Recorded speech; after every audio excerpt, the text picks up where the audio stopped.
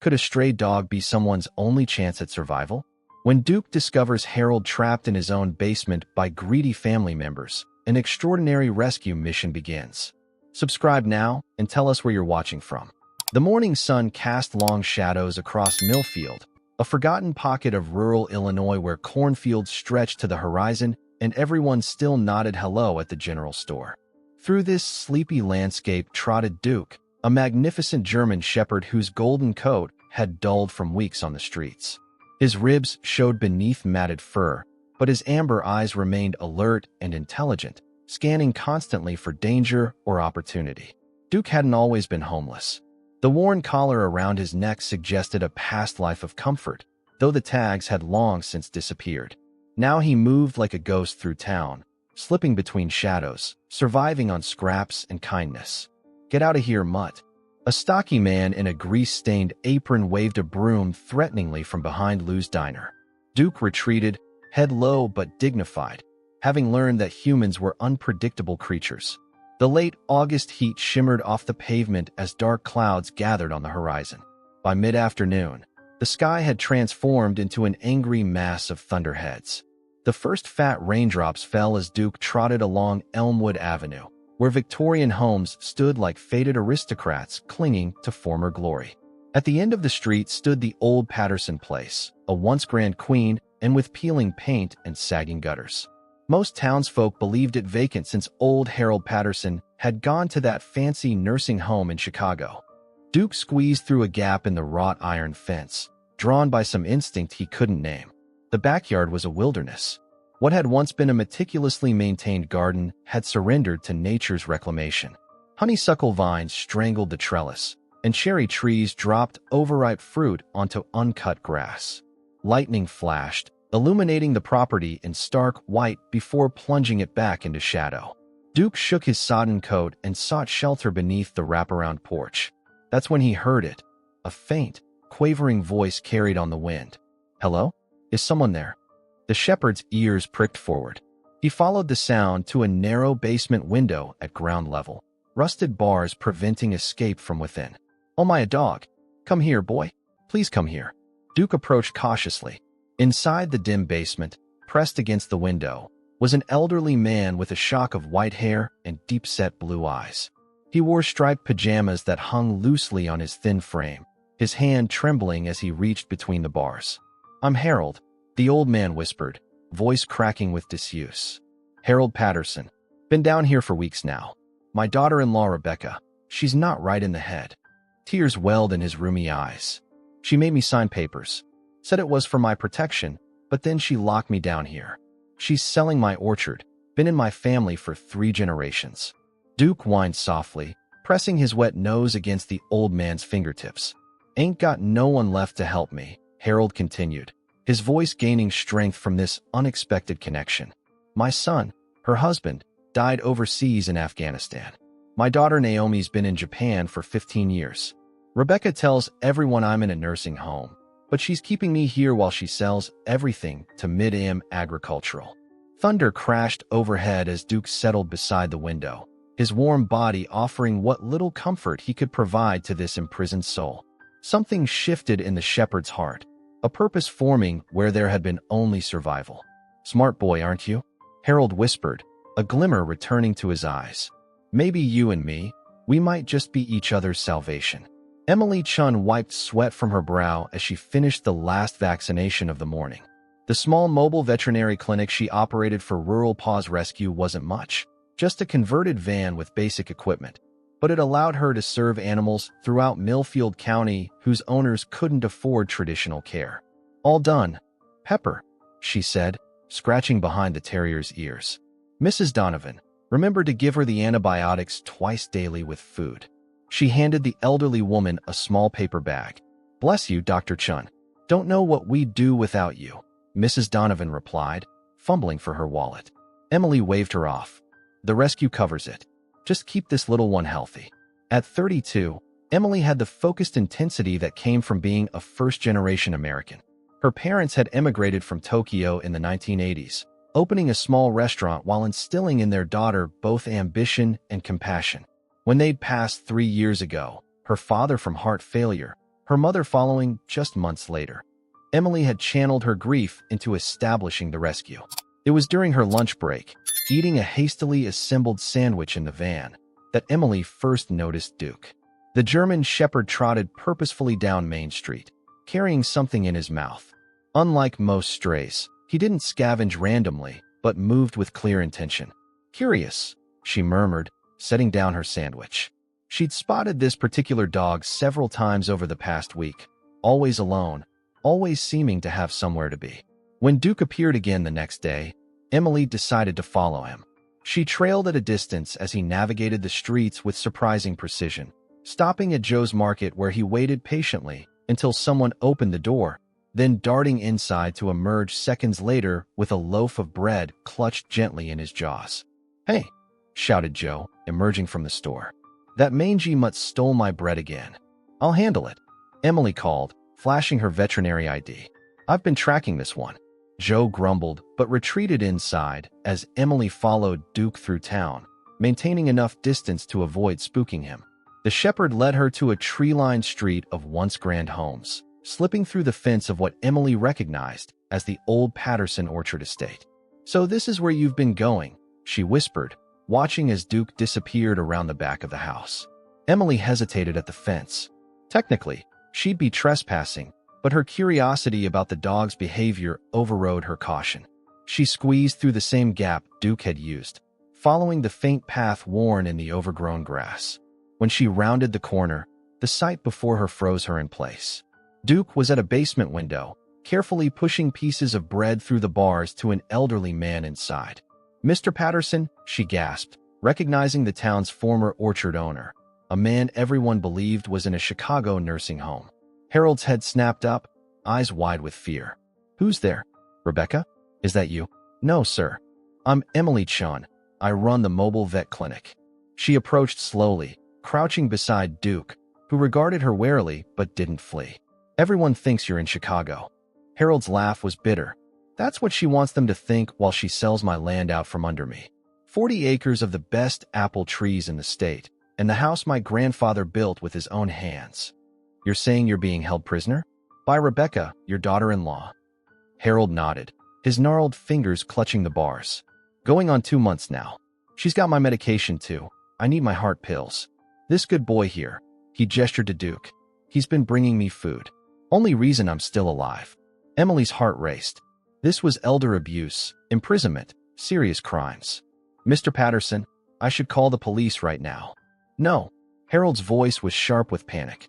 "Rebecca's brother is Deputy Sheriff Wilson. They're in this together.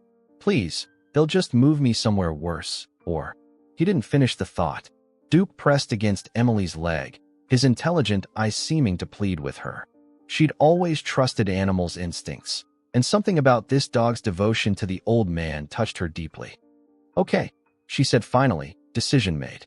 "I won't call the police yet, but I'm coming back tonight with food, water, and medicine. And we're going to figure this out, Mr. Patterson." "Harold," he corrected, a glimmer of hope lighting his weathered face. "Call me Harold." "Harold," Emily nodded, reaching through the bars to clasp his hand. "You're not alone anymore." As she turned to leave, Duke followed, leading her back through the overgrown garden.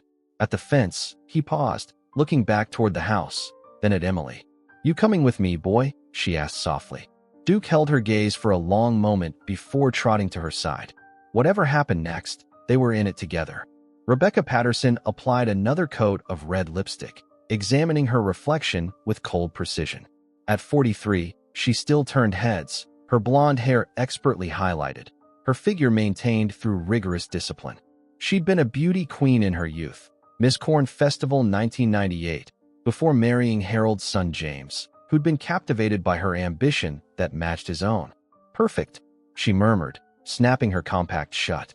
The kitchen of her downtown condo gleamed with stainless steel and marble, so different from the drafty old Patterson house with its outdated fixtures and constant maintenance needs. Her phone buzzed. "Rebecca speaking." "It's me." Her brother's voice crackled through the speaker. The mid-AM people called again. They're getting impatient about closing the deal. Deputy Sheriff Tom Wilson shared his sister's sharp features but lacked her polish. At 45, he'd risen as high as he ever would in the small department, his ambition curdling into resentment years ago. "Tell them we're handling a few final details," Rebecca replied, voice clipped. The old man signed everything. "We just need the probate judge to approve the competency ruling next week. And if he doesn't, he will. Dr. Morrow's report is very convincing about Harold's dementia. Besides, Judge Parker and I serve on the hospital board together. He values my perspective." Tom grunted. "Just make sure the old man stays put. I drove by yesterday and thought I saw someone in the garden." Rebecca's grip tightened on her phone. "Probably just kids. I'll check on him today." She paused.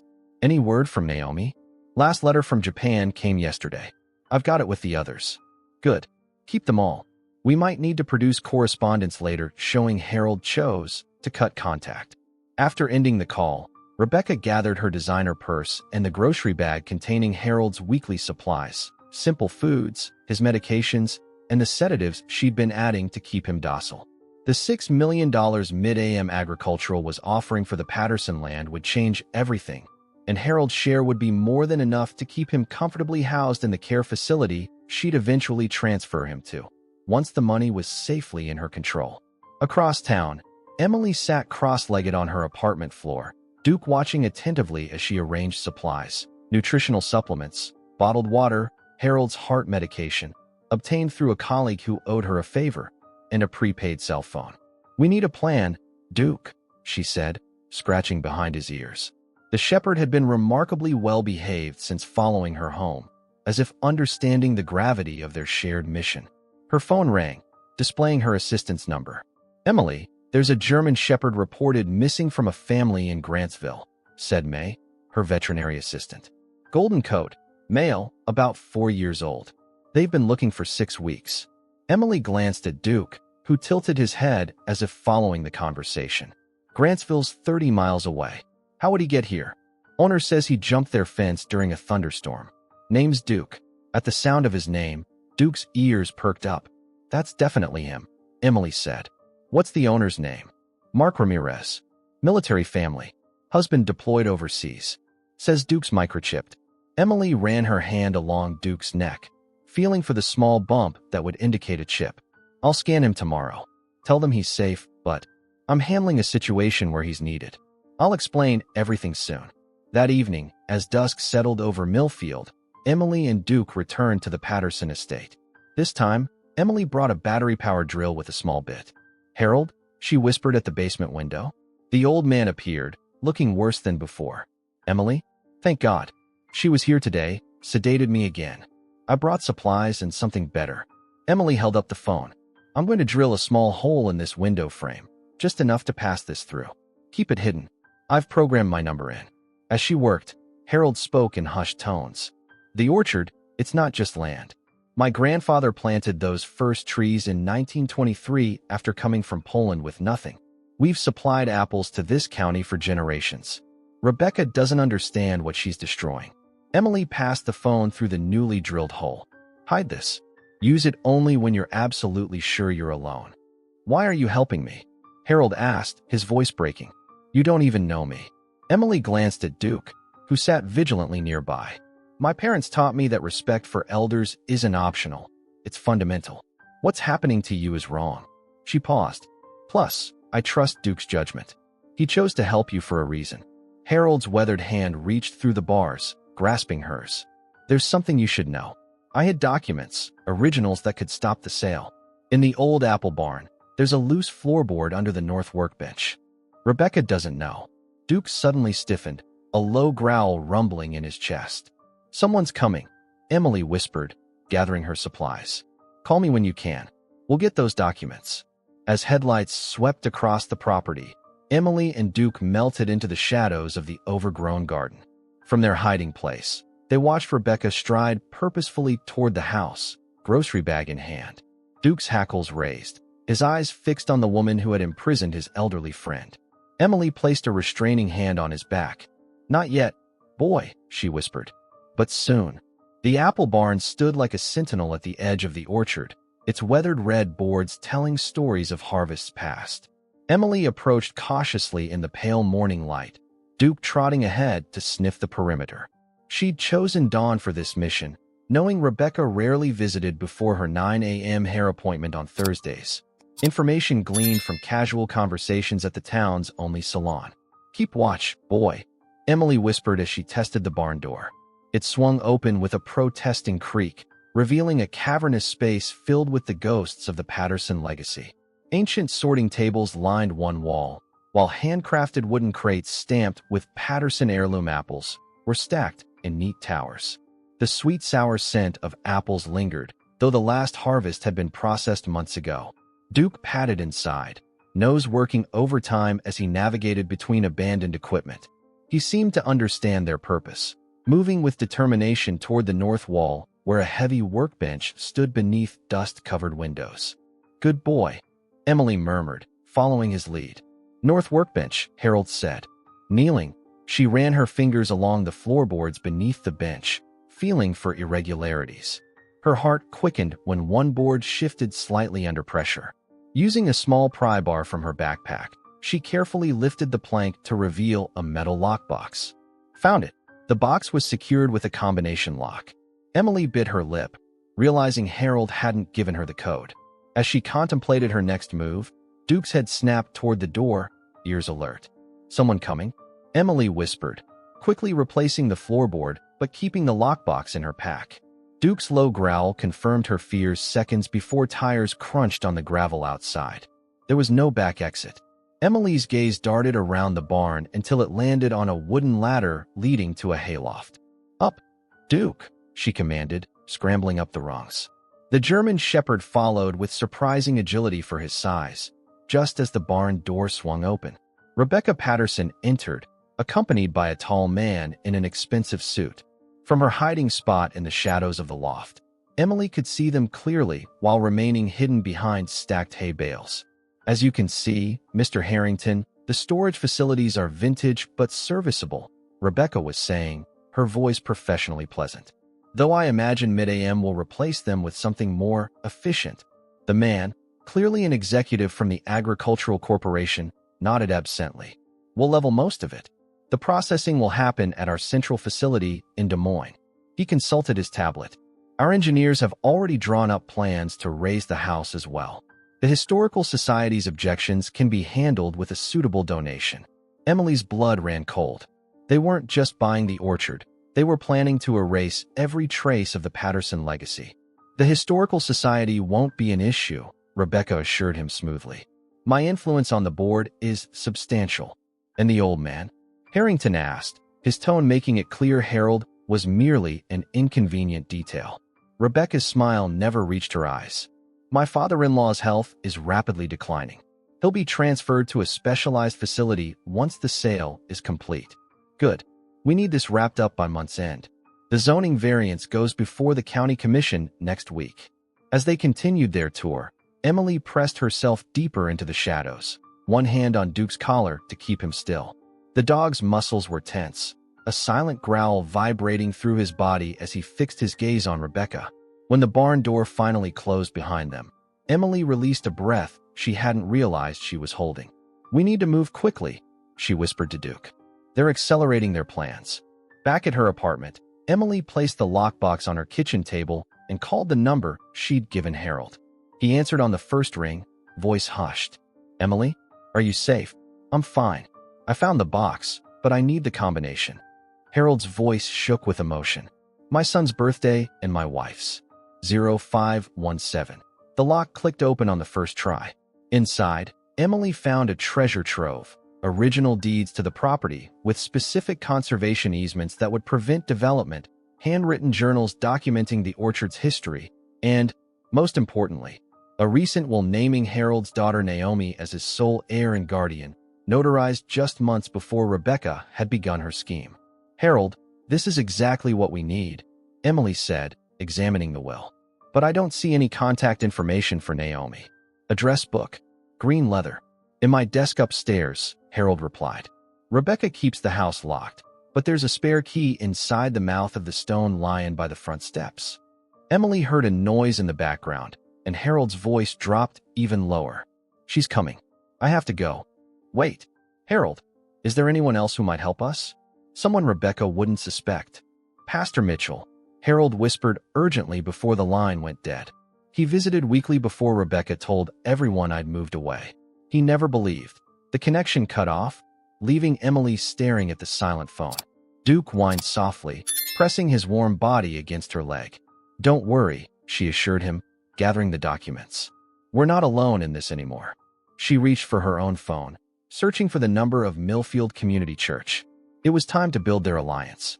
Pastor Daniel Mitchell had served Millfield Community Church for 27 years, his once black hair now silver, his face etched with lines of both joy and sorrow from decades of shepherding his flock through their highest and lowest moments. When Emily called requesting an urgent meeting about Harold Patterson, he agreed immediately, his gentle voice tinged with concern. The church office was modest but welcoming, walls adorned with children's artwork and photographs of community events. Pastor Mitchell rose from behind his desk as Emily entered, Duke at her heels. "Dr. Chun, welcome," he said, then glanced at the German shepherd. "I don't usually have four-legged visitors in my office." "He's essential to this conversation," Emily replied. "And please, call me Emily." The pastor nodded, gesturing to a worn leather chair. "Harold Patterson is one of my dearest friends." When Rebecca told everyone he'd chosen to enter a facility in Chicago, something felt wrong. Harold loves that orchard more than anything. He always said he'd die among his apple trees. Emily leaned forward. "He's being held prisoner in his own basement while Rebecca sells his property to a corporation that plans to destroy everything." Pastor Mitchell's kind face hardened. "I suspected something was amiss, but this is criminal." He removed his glasses, pinching the bridge of his nose. "I tried visiting the house several times. Rebecca always had excuses. He was resting. He had therapy.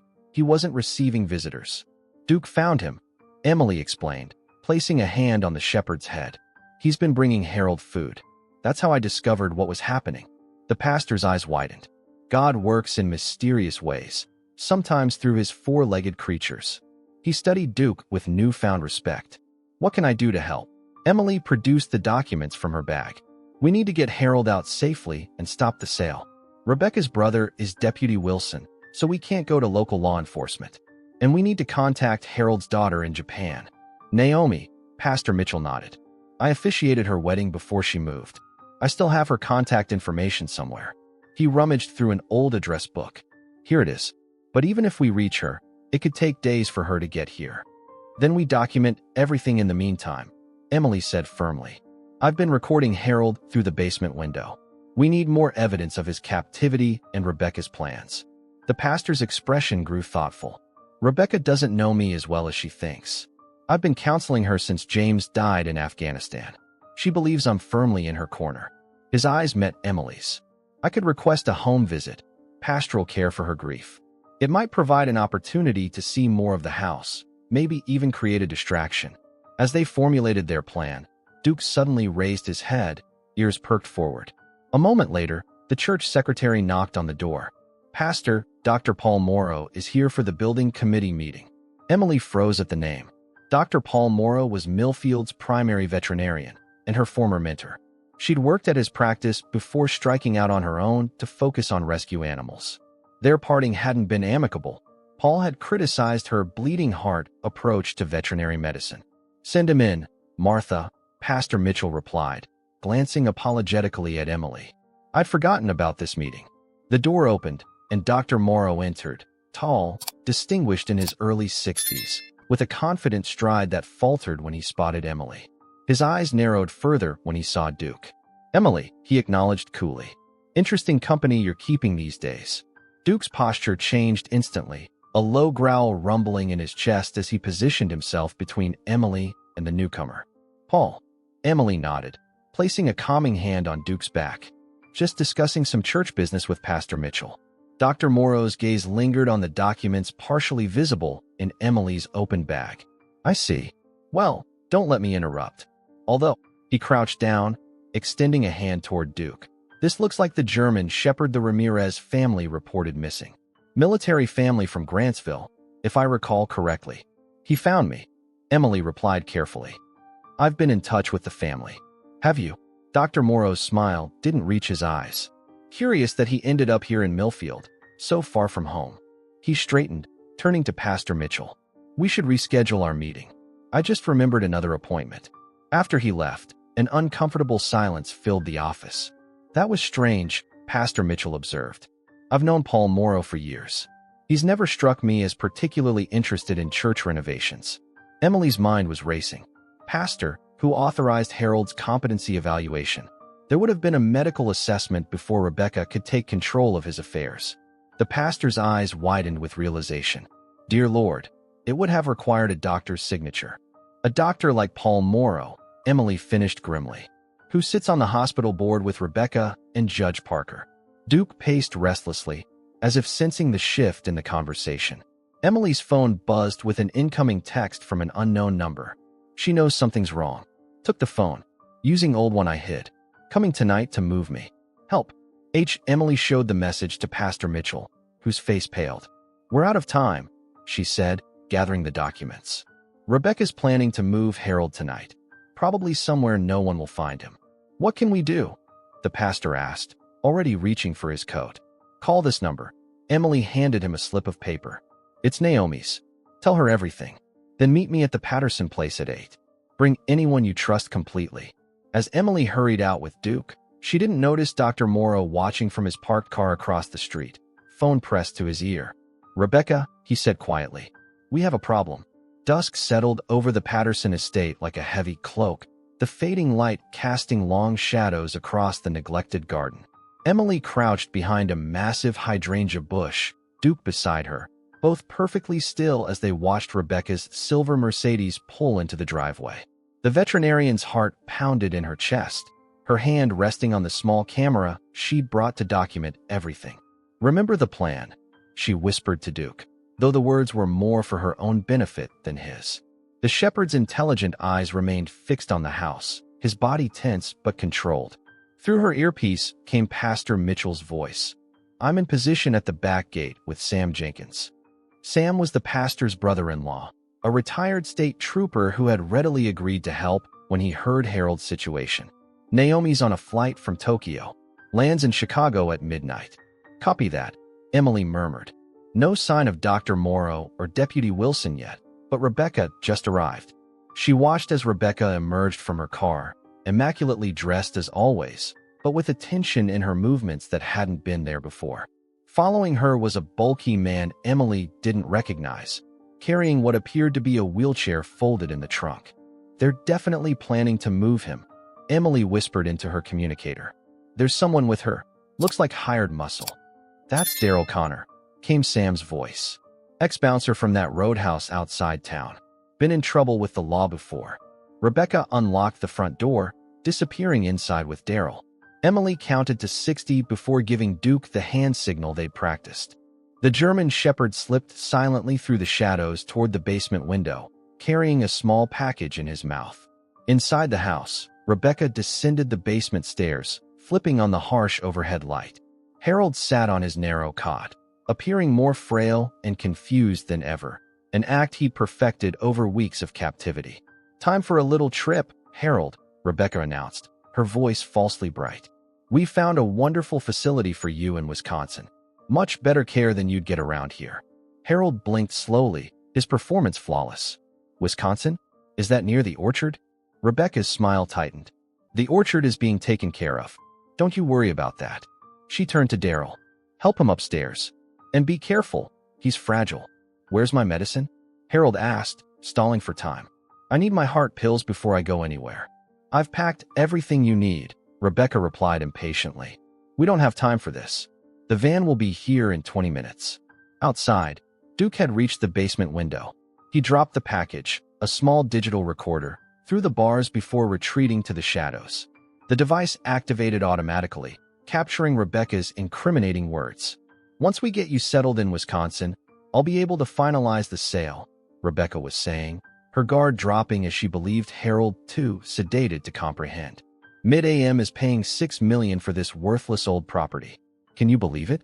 James always said his father was sitting on a gold mine without knowing it. My son knew about this. Harold's confusion was genuine now. Rebecca laughed coldly. Of course not. James was just like you, sentimental about this place. If he hadn't gotten himself killed playing hero in Afghanistan, I'd never have gotten this opportunity. She checked her watch impatiently. Daryl, get him upstairs now. Dr. Morrow is meeting us at the new facility to sign the transfer papers. As Daryl hauled Harold to his feet, a sharp bark outside the window startled them both. Rebecca rushed over, peering into the darkness. That damn dog again, she hissed. I told Tom to take care of it. Emily, witnessing everything through her camera, felt her blood run cold. What had Deputy Wilson planned for Duke? The sound of tires on gravel announced another arrival. Emily shrank deeper into the shadows as Tom Wilson's patrol car pulled up beside Rebecca's Mercedes. The deputy emerged, his uniform giving him an official air that made Emily's plans suddenly seem foolhardy. Tom, perfect timing, Rebecca called from the front door. We're just getting him ready for transport. The deputy nodded grimly. Paul called, said we might have trouble. That rescue vet's been asking questions, and Pastor Mitchell's been making calls to Japan. Rebecca's face hardened. How much does she know? Enough to be dangerous. She was at the church with a bunch of documents. And that dog is right there, Rebecca interrupted, pointing toward the garden where Duke had emerged, deliberately making himself visible. Take care of it. Now, Emily watched in horror as the deputy reached for his sidearm. This wasn't part of the plan. Duke stood his ground, hackles raised, a low growl emanating from deep in his chest. Duke, run, Emily shouted, abandoning her cover. The shepherd hesitated, torn between obeying and protecting. Deputy Wilson swung around, weapon raised. Stay right there, Dr. Chun. You're trespassing on private property, and you're about to commit kidnapping and elder abuse. Emily countered, her phone held high. Everything you've said is being recorded and streamed live to my cloud account. It was a bluff, but Wilson's momentary uncertainty gave Duke the opening he needed. The shepherd charged, not at Wilson but past him, straight through the open front door into the house. Chaos erupted. Rebecca screamed as 80 pounds of determined German shepherd bounded up the basement stairs, knocking Daryl off balance. Harold, seizing the opportunity, showed surprising strength as he pushed away from his captor and stumbled toward the stairs. Stop them, Rebecca shrieked as Duke positioned himself between Harold and his captors, teeth bared. Outside, Pastor Mitchell's voice came urgently through Emily's earpiece. Police sirens. County sheriff, not local. 2 minutes out. Emily's heart soared. Sam Jenkins had come through, calling in favors with his former colleagues at the county level, officers outside Deputy Wilson's influence. It's over, Rebecca, Emily called, striding forward with newfound confidence. The county sheriff is on the way, and they have copies of Harold's real will and evidence of your fraud. As if on cue, sirens wailed in the distance, growing steadily louder. Deputy Wilson's face paled as he lowered his weapon, the reality of his situation dawning. Inside, Duke stood guard over Harold, who had managed to reach the main floor. The old man's eyes were clear now, all pretense of confusion gone as he gazed upon his home for the first time in months. My brave friend, he whispered to Duke, his gnarled hand resting on the shepherd's head. You found help after all. The following days unfolded in a whirlwind of legal proceedings and emotional reunions. Harold, safely ensconced in Millfield General Hospital for observation, had regained much of his strength once properly medicated and nourished. His room became the unofficial headquarters of what local newspapers were calling the Orchard Conspiracy, with a steady stream of visitors and officials documenting his ordeal. Emily sat beside his bed on the third morning. Duke sprawled at her feet with special permission from the hospital administrator, who happened to be a Patterson apple enthusiast. The county prosecutor says they have enough to charge Rebecca, Tom, and Dr. Morrow with multiple felonies, Emily explained, scrolling through emails on her phone. Elder abuse, fraud, false imprisonment, conspiracy, the list goes on. Harold nodded, his blue eyes clear and alert. And the orchard? Safe, Emily assured him. The sale has been invalidated. Judge Parker has recused himself from all matters related to your case after his connections to Rebecca came to light. The door opened, and both turned to see a woman hesitating at the threshold. She was in her early 40s, with Harold's same ocean blue eyes and a delicate face that showed signs of a hasty, exhausting journey. Dad, her voice trembled with emotion. Naomi, Harold breathed, arms opening wide. Duke rose immediately, moving aside as Naomi rushed to embrace her father. Emily quietly gathered her things, giving them privacy for their reunion, but Harold's hand shot out, grasping her wrist. "Stay," he insisted. "You're family now, too." Naomi turned to Emily, tears streaming down her face. "Pastor Mitchell told me everything. I can never thank you enough." Her gaze shifted to Duke, who sat watching them with intelligent eyes. "Either of you." The three humans and one dog spent the next hour sharing stories, Harold recounting his captivity, Naomi explaining her life in Japan with her husband Kenji and their two children, and Emily filling in the details of Duke's heroic interventions. "I've taken an extended leave from my teaching position," Naomi explained. "Kenji and the kids will join me next week. We're staying as long as needed." Harold squeezed her hand. "The house needs work, but there's plenty of room for all of you." "And the orchard?" Naomi asked. "That's something we need to discuss," Harold replied, his expression growing serious. "Rebecca was right about one thing. I'm not as young as I used to be. The orchard needs new blood, new ideas." A knock at the door interrupted them. A tall man in his 30s with warm brown skin and a military bearing entered, stopping short at the sight of Duke. "Duke," his voice cracked with emotion. The German shepherd's reaction was immediate, a high-pitched whine of recognition as he bounded across the room, nearly knocking the man over in his enthusiasm. "Mark Ramirez," Emily realized aloud. "Duke's owner." Mark knelt, embracing the shepherd as Duke frantically licked his face. "I can't believe you found him," he said, looking up at Emily with tear-filled eyes.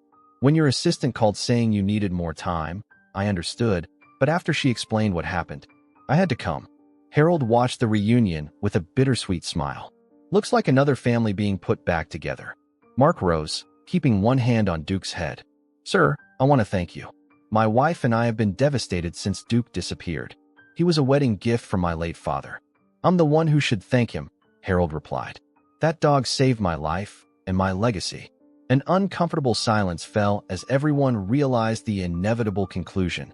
Duke would return to his rightful family. Emily felt an unexpected ache in her chest at the thought of saying goodbye to her canine partner. Mark seemed to sense the tension. He glanced down at Duke, then at the others. "My wife Angela is still deployed overseas. We have another 6 months before she returns." He hesitated. "The truth is, I work long shifts at the Veterans Center, and Duke would be alone most days." Harold and Naomi exchanged glances. "What if," Harold suggested carefully, "Duke stayed at the orchard until your wife returns? We have plenty of space, and he seems to have appointed himself my guardian." Mark's expression brightened. "You do that? I could visit on weekends, and once Angela's home, we could figure out something more permanent." "The orchard could use a good dog," Naomi added. "And from what I hear, Duke has already claimed it as his territory." As they discussed arrangements, Emily found herself gazing out the window at the distant hills where the Patterson apple trees stood in neat rows. An idea had been forming in her mind since the first night she'd followed Duke to Harold's window, a vision of something new rising from this near tragedy. Later, as Mark prepared to leave after finalizing the temporary arrangement for Duke, Emily walked him to his car. "He's a special dog," Mark said, watching Duke sitting attentively beside Harold's wheelchair as a nurse prepared him for discharge. "Military trained. My father was AK-9 handler in the service." Duke washed out of the program for being too independent-minded, but Dad saw something in him and brought him home. Emily smiled. That independence saved Harold's life. "And now I hear you're all planning something for the orchard?" Mark asked. Emily nodded, sharing her emerging vision. "Harold wants to create something meaningful, a place that honors his family's legacy while serving the community. We're thinking of an animal sanctuary alongside the orchard, maybe with programs for veterans and elderly residents." Mark's eyes lit up. "That sounds incredible. If you need any help from the Veterans Center, just ask. Many of our guys would benefit from something like that." As they shook hands, Emily felt a sense of purpose crystallizing within her. What had begun as one dog's mission to help an imprisoned old man was evolving into something that could heal many more broken lives, human and animal alike. Back in the hospital room, Duke stood at attention as Harold signed his discharge papers, the shepherd's eyes never leaving his elderly friend. Some bonds, Emily realized, transcended ownership and conventional relationships. This dog had chosen his mission, and somehow, He had enlisted all of them in a greater purpose. Autumn descended on the Patterson orchard in a blaze of color, transforming the apple trees into a tapestry of crimson and gold. 3 months had passed since Harold's rescue, and the once-neglected property hummed with renewed purpose. Workers moved among the trees, harvesting the last of the season's bounty, a modest crop, but symbolic of the orchard's resilience. Emily leaned against the newly repaired fence, watching as Harold supervised from his motorized scooter, Duke trotting faithfully at his side. The old man's recovery had been remarkable. Though he still tired easily, his mind remained sharp and his determination unshakable. Beautiful sight, isn't it? Pastor Mitchell joined her, offering a steaming cup of apple cider. Better than I imagined, Emily admitted, accepting the drink gratefully. The chill of October had settled into the Illinois countryside, mornings crisp with the promise of winter to come. In the distance, the apple barn had been transformed. What once served as simple storage now housed the beginnings of Emily's vision, the Patterson orchard and animal haven. The first rescued animals, 3 elderly horses from a shuttered riding stable and a small herd of neglected goats, grazed in adjacent pastures. The contractor finished the wheelchair ramps yesterday, Pastor Mitchell noted. First group from the senior center visits next Tuesday. Emily nodded, satisfaction warming her more than the cider. And Mark's bringing veterans for the equine therapy program on Thursday. Their conversation was interrupted by the rumble of an approaching vehicle. A sleek black SUV navigated the newly graveled driveway, stopping near the barn. Emily recognized the driver immediately, Diana Harrington, Mid-AM Agricultural's lead attorney, who had become an unlikely ally in the aftermath of the scandal. Dr. Chun, Diana greeted, climbing out in her impeccable pantsuit. Lovely progress you've made here. Ms. Harrington, Emily replied cautiously. Though the lawyer had been instrumental in untangling the fraudulent contracts after her corporation discovered Rebecca's deception, Emily remained wary of Midham's ultimate intentions. Please, Diana, the attorney insisted.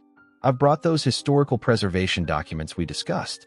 She retrieved a leather portfolio from her vehicle. Once filed, they'll ensure the Patterson property receives landmark status, permanently protected from commercial development. Emily's eyebrows rose. That's unexpected. I thought Mid-AM was disappointed about losing this acquisition. Diana's professional facade softened slightly. Between us, the board was horrified by what happened here. No one knew Rebecca Patterson was essentially holding her father-in-law prisoner. She glanced toward Harold, who was demonstrating proper apple-picking technique to a young worker.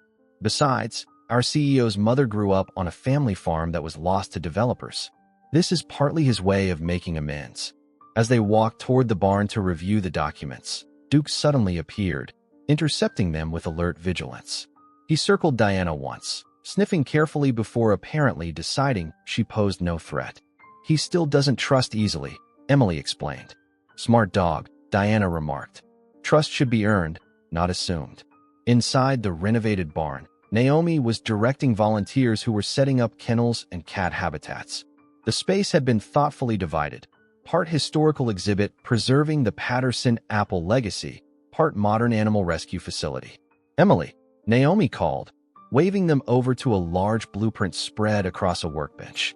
Ironically, the same bench where Harold had hidden his crucial documents months earlier. The contractor has some questions about the therapy room layout. As they discussed modifications, the barn door swung open, admitting a blast of cool air and Mark Ramirez, bundled in a flannel jacket. Duke immediately bounded over, greeting him with enthusiastic affection. Hey, buddy, Mark laughed, kneeling to receive Duke's welcome. After their initial arrangement, Mark had become increasingly involved with the sanctuary, offering his skills as a trained counselor to help develop the veterans program. Angela called this morning, he told Emily as he joined the group. Her deployment ends earlier than expected. She'll be home for Christmas. His expression was a mixture of joy and something more complicated. Emily understood the unspoken implication. Soon, they would need to make permanent decisions about Duke. The shepherd had become the heart of their operation, guardian to Harold, therapy dog for the veterans, and a symbol of the sanctuary's mission. Yet he rightfully belonged with Mark and Angela. Later that afternoon, as twilight painted the orchard in deepening shadows, Emily found Harold sitting alone on the wraparound porch of the restored farmhouse. Duke lay at his feet, ever vigilant. "Penny for your thoughts," she said, settling into the rocking chair beside him. Harold's weathered hand stroked Duke's fur rhythmically. "Just remembering," he replied, his gaze distant. "Rebecca's preliminary hearing is tomorrow." Emily nodded. The legal proceedings against Rebecca, Dr. Morrow, and Deputy Wilson had moved with surprising swiftness, fueled by public outrage and a prosecutor eager to demonstrate that elder abuse would not be tolerated. "Are you sure you want to attend?" Emily asked gently. Naomi could represent the family. Harold shook his head firmly. "I need to look her in the eye, Emily. Not for vengeance. I've let that go. But for closure." He sighed, the sound carrying the weight of his years. "I've been thinking a lot about forgiveness lately." Forgiveness. Emily couldn't keep the surprise from her voice. "Not forgetting," Harold clarified. "Never that. But carrying anger poisons the soul." He gestured toward the orchard, where the last light of day gilded the trees. "I want to look forward now, not back." Duke lifted his head suddenly, ears perked toward the darkening property line. A moment later, he relaxed again. "Still on guard duty," Harold chuckled, patting the shepherd's head. "You know, in all my years, I never had a dog. Elizabeth was allergic, and after she passed, well, it just never seemed right." His blue eyes, still sharp despite his ordeal, met Emily's. "Funny how life brings you exactly what you need, exactly when you need it."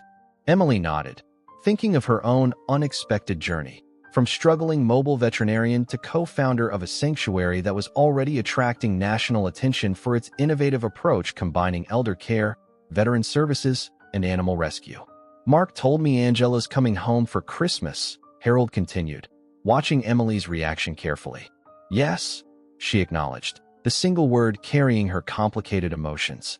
He also mentioned they're being transferred to Fort Leonard Wood in Missouri next summer, much closer than Grantsville. Emily's heart lightened slightly at this news. That would make visiting easier. Harold nodded thoughtfully. "You know, this place is getting bigger than any of us imagined. We could use a full-time canine program." He left the thought unfinished, but the implication was clear. As darkness settled fully over the orchard, lights winked on in the farmhouse behind them. Naomi preparing dinner, her children's laughter drifting through open windows. The sanctuary's first resident cat, a one-eyed tabby named Captain, slipped onto the porch to curl against Duke's warm flank, the unlikely friendship another small miracle in their growing community. "Whatever happens," Emily said finally, "Duke has changed all our lives for the better." Harold nodded, his expression peaceful. "That's the thing about guardian angels, Emily. They come in unexpected forms, but they always lead us exactly where we need to go." The county courthouse stood imposing and austere against the steel-gray December sky, its limestone facade a testament to small-town American justice. Emily adjusted her blazer nervously as she accompanied Harold up the accessible ramp, Duke walking between them with the special service animal vest Mark had provided for the occasion. After considerable legal wrangling, the judge had granted permission for Duke to attend as Harold's emotional support animal, a decision that had infuriated the defense. "Ready?" Emily asked softly as they reached the massive wooden doors. Harold nodded, his expression resolute beneath the fedora he'd insisted on wearing, the same hat he'd worn to his son's funeral years earlier. "As I'll ever be." Inside, the courtroom buzzed with subdued conversation. The case had captivated Millfield and surrounding communities, drawing reporters from regional newspapers and even a crew from a Chicago television station. Rebecca's preliminary hearing had expanded to include Dr. Morrow and Deputy Wilson, all three facing multiple charges that could result in substantial prison terms. Naomi waited for them in the front row, rising to help her father navigate to his reserved seat. Mark Ramirez sat nearby, having taken personal leave to support them through the proceedings. Several orchard workers, rescue volunteers, and church members filled the rows behind, a community united behind the Pattersons. "All rise," the bailiff announced as Judge Eleanor Martindale entered, a stern woman in her 60s known for her no-nonsense approach to elder abuse cases. As everyone settled, Emily caught her first glimpse of Rebecca in months. The formerly immaculate woman appeared markedly changed by her time in county jail, her designer clothes replaced by a conservative suit that couldn't disguise her diminished appearance. her highlighted hair now showing dark roots. Beside her, Dr. Morrow looked ashen, his professional confidence shattered. Deputy Wilson sat separately with his own attorney, having turned state's evidence in exchange for a reduced sentence. Duke positioned himself protectively at Harold's feet, his intelligent eyes tracking every movement in the courtroom. When Rebecca turned to scan the gallery, the shepherd's ears flattened briefly before Harold's gentle hand on his head restored his composure. The proceedings began with clinical efficiency, charges read, pleas entered, preliminary evidence presented. Emily found herself gripping the bench as the prosecutor methodically laid out the conspiracy, how Rebecca had manipulated her position on various boards to gain control of Harold's assets, how Dr. Morrow had falsified medical reports declaring Harold incompetent, how Deputy Wilson had abused his authority to facilitate the scheme. When Harold was called to testify, he rose with quiet dignity, Duke automatically standing beside him. As he moved to the witness stand, a small object fell from his pocket, a worn leather medallion that clattered on the hardwood floor. "I'll get it, Dad," Naomi whispered, retrieving the item. But Harold shook his head, accepting it with a whispered, "Thank you," before addressing the judge. "Your Honor, with your permission, I'd like to hold this while I testify. It belonged to my son, James, Rebecca's husband." Judge Martindale nodded her approval, and Harold settled into the witness chair, the medallion clutched in his gnarled fingers. For the next hour, Harold recounted his ordeal with remarkable clarity. The gradual manipulation that led to his imprisonment, the isolation, the fear that he would die alone in his own basement while his legacy was dismantled. Throughout his testimony, he never raised his voice or displayed anger, even when describing the darkest moments. "Mr. Patterson," the prosecutor asked finally, "how did you maintain hope during your captivity?" Harold's gaze drifted to Duke, who sat alert at the base of the witness stand. "At first, I didn't," he admitted. "I'd begun to believe Rebecca's suggestions that my mind was failing, that perhaps I really did need to be confined for my own good." His voice strengthened. "But then this remarkable animal appeared at my window. His daily visits reminded me that I wasn't forgotten, that something beyond human calculation was at work." From her seat, Emily could see Rebecca's attorney shifting uncomfortably, clearly recognizing the powerful narrative unfolding before the judge. During cross-examination, Rebecca's lawyer attempted to suggest that Harold's recollections were confused, that Rebecca had acted out of genuine concern for his well-being. Duke's low growl at the attorney's insinuations drew a warning glance from the judge, but prompted a ripple of supportive murmurs from the gallery. No further questions, the defense attorney concluded hastily. As Harold returned to his seat, his path took him directly past the defense table. For a moment, he paused, looking directly at Rebecca for the first time. "I forgive you," he said quietly, his words barely audible to anyone beyond their immediate vicinity. "Not for your sake, but for mine, and for James's memory." Rebecca's composure cracked visibly, her carefully maintained facade crumbling as tears filled her eyes. She opened her mouth as if to speak, but no words emerged. The hearing continued with testimony from Emily, Pastor Mitchell, and finally, Mark Ramirez, who explained Duke's military training and the remarkable intelligence that had enabled him to assist Harold so effectively. By mid-afternoon, Judge Martindale had heard enough to bind all three defendants over for trial, denying bail for Rebecca and Dr. Morrow while setting a substantial amount for Deputy Wilson due to his cooperation. As they exited the courthouse, reporters swarmed around them, cameras flashing and questions overlapping. Harold, exhausted but unbowed, raised a hand for silence. "Today is not about vengeance," he stated clearly, his voice carrying across the courthouse steps. "It's about justice, not just for me, but for all seniors who face exploitation from those they should be able to trust." He gestured toward the sanctuary representatives standing nearby. "Out of this ordeal, something beautiful is emerging. The Patterson Orchard and Animal Haven will stand as a testament to resilience and second chances." A reporter thrust a microphone forward. "Mr. Patterson, how does it feel knowing your daughter-in-law betrayed you so completely?" Harold's expression remained composed.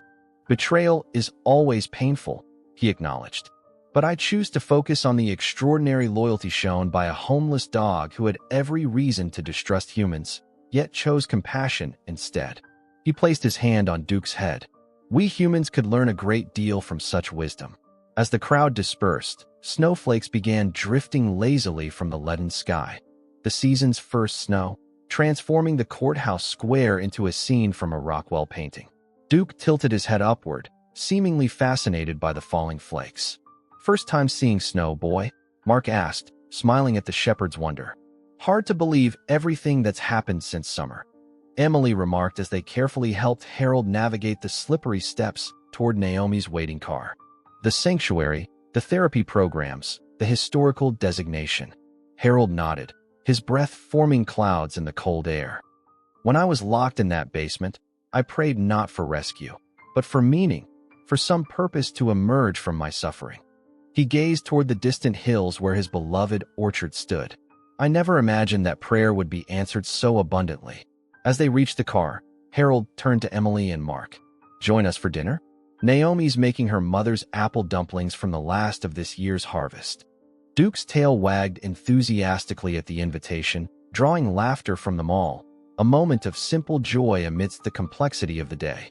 "I think that's a yes," Emily smiled, opening the car door for Harold as the snow continued to fall, covering the old world and new beginnings alike in pristine white.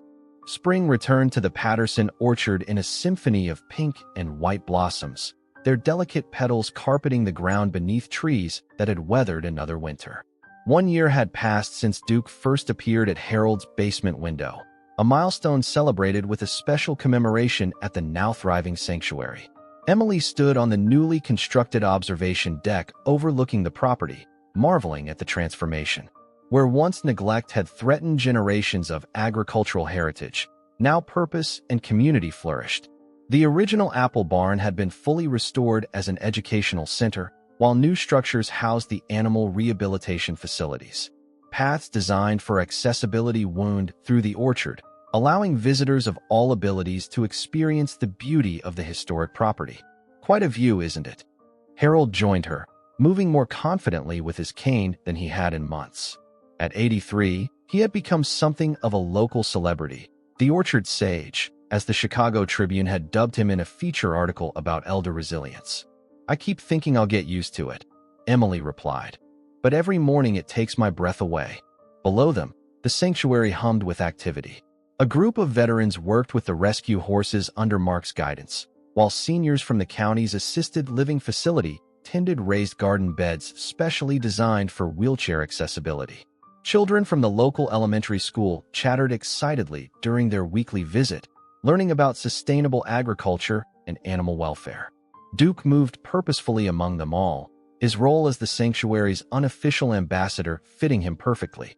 The German Shepherd had developed an uncanny ability to identify visitors who needed special attention, veterans struggling with PTSD, children with anxiety, elderly guests fighting depression.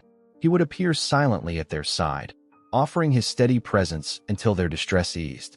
"Angela arrives tomorrow," Harold noted, watching Emily's gaze follow Duke across the property. Emily nodded, her heart lighter than she'd expected. "I know." Mark's practically bouncing with excitement. The past year had brought many resolutions. Rebecca, Dr. Morrow, and Deputy Wilson had all accepted plea agreements rather than face trial. Their sentences substantial but not vindictive. Rebecca had surrendered all claims to Patterson property and assets, in addition to serving time for elder abuse and fraud. The money she'd managed to siphon from Harold's accounts had been recovered and reinvested in the sanctuary. Most surprisingly, Rebecca had begun writing to Harold from prison, letters of remorse that had started formulaically but gradually revealed genuine regret. Harold answered each one, his responses neither accusatory nor falsely forgiving, but thoughtfully reflective on the nature of choice and consequence. "Have you and Mark decided about Duke?" Harold asked gently. Emily smiled. "Actually, yes. We had a long talk last night." Their conversation was interrupted by the arrival of Naomi, accompanied by her husband Kenji and their children, who had extended their American sabbatical indefinitely. The family had settled into the renovated guest house on the property, with Kenji applying his engineering expertise to developing sustainable technologies for the orchard. "Dad, the reporter from National Geographic is here," Naomi announced. "And the documentary crew wants to do final interviews before tomorrow's anniversary celebration." Harold sighed good-naturedly. Fame at my age. Who would have thought? The Patterson Orchard and Animal Haven had indeed attracted national attention, becoming a model for similar initiatives across the country. Its innovative combination of historical preservation, animal rescue, and human services had drawn grants from major foundations and a steady stream of visitors eager to learn from its example. By late afternoon, the property had quieted as the day's visitors departed. Emily found herself drawn to the special corner of the orchard where a memorial garden had been established. Simple stone markers honored those connected to the sanctuary's story: Harold's wife Elizabeth, his son James, even the elderly animals who had found their final peace on the property. A freshly installed bench faced the garden, and Emily sat down, feeling the warmth of the spring sun on her face. Duke appeared silently beside her, resting his head on her knee with a contented sigh. "There you are," came Mark's voice as he approached along the path. "Angela just called. Her flight landed early, so she's driving up tonight instead of tomorrow." Emily patted the bench beside her. "Perfect timing. I was just thinking about our conversation." Mark sat down, reaching automatically to scratch Duke behind the ears. The shepherd leaned into his touch with obvious pleasure. "So we're agreed?" Mark asked, his expression earnest. "You're sure this is what you want?" "It feels right," Emily confirmed. "Duke belongs here at the sanctuary. He's found his purpose, just like the rest of us." She smiled at Mark's obvious relief. "Besides, with you and Angela stationed just 2 hours away, you can visit whenever you want.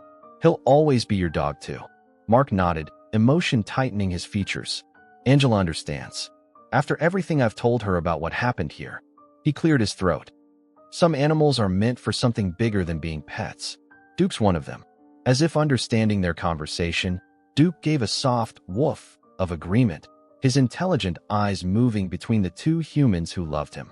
"Speaking of bigger purposes," Emily said, "have you thought more about Harold's offer?" Harold had recently approached Mark about establishing a permanent veteran outreach program at the sanctuary, with a position for Mark to lead it once his military service concluded. "Angela and I talked about it last night," Mark replied. "She's excited about the possibility. Once my contract ends next year." He gestured around them. "This place changes people. I've seen it happen with every veteran who comes through here." Their conversation was interrupted by the sound of an approaching vehicle.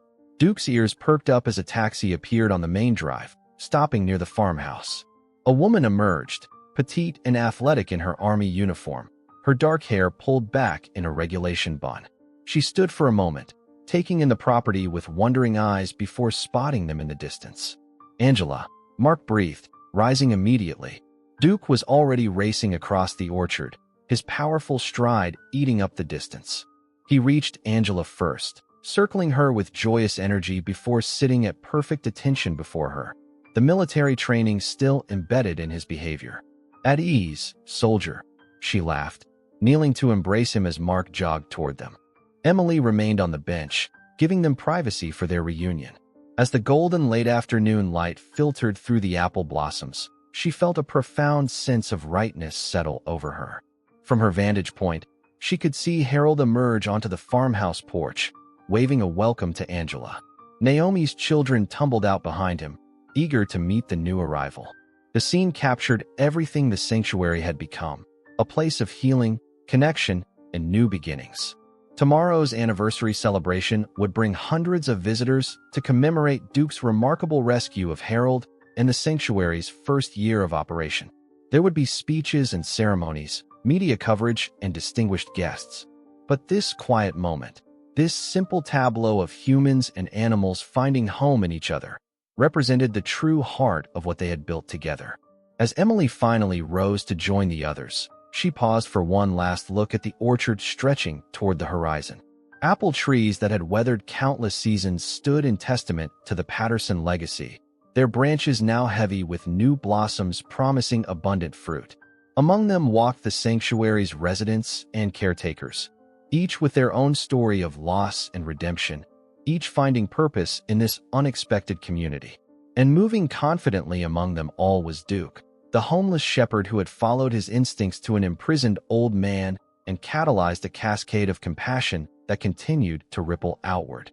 Some might call it coincidence, this convergence of need and response, of suffering and salvation.